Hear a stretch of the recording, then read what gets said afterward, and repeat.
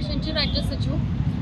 गेल्या काही दिवसापूर्वी महाराष्ट्र सरकारने 18,000 महाराष्ट्रातल्या मराठी शाळा बंद करण्याचा निर्णय घेतला आणि त्यापैकी 225 पेक्षा जास्त शाळा या अमरावती जिल्ह्यामधल्या असून आज अमरावती जिल्ह्याच्या वतीने ऑल इंडिया स्टुडंट फेडरेशनच्या वतीने व पालक व विद्यार्थ्यांच्या वतीने आज आम्ही हा जिल्हाधिकारी कार्यालयावर हा मोर्चा नेत आहोत।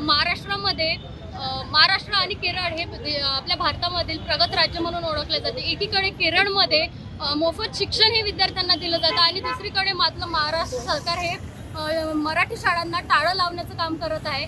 मला सांगा की जर महाराष्ट्रातल्या या शाळांना जर टाळं लागलं तर कितीतरी विद्यार्थी हे शिक्षणापासून वंचित राहणार आहे। एकीकडे महाराष्ट्र धर्म सांगणारे हे राजकीय नेते, मराठी भाषेचा गौरव सांगणारे हे राजकीय नेते दुसरीकडे मराठी शाळांना बंद करत आहे। पण आम्ही सुद्धा या महाराष्ट्रातले विद्यार्थी आहोत।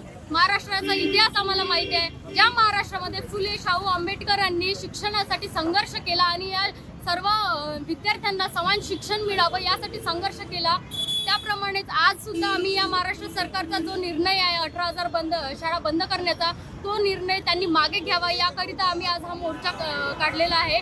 आणि जोपर्यंत हे सरकार हा निर्णय मागे घेणार नाही तोपर्यंत आमची लढाई अशीच चालू राहील। कारण महाराष्ट्राचा इतिहास आहे आणि आमच्या शिवबांनी आम्हाला विचार दिले आहेत की मोडेन पण वाकणार नाही। तसंच जोपर्यंत हे सरकार हा निर्णय मागे घेणार नाही तोपर्यंत हे विद्यार्थी सुद्धा चुकणार नाही। आमची ही रस्त्यावरची लढाई अशीच चालू राहील।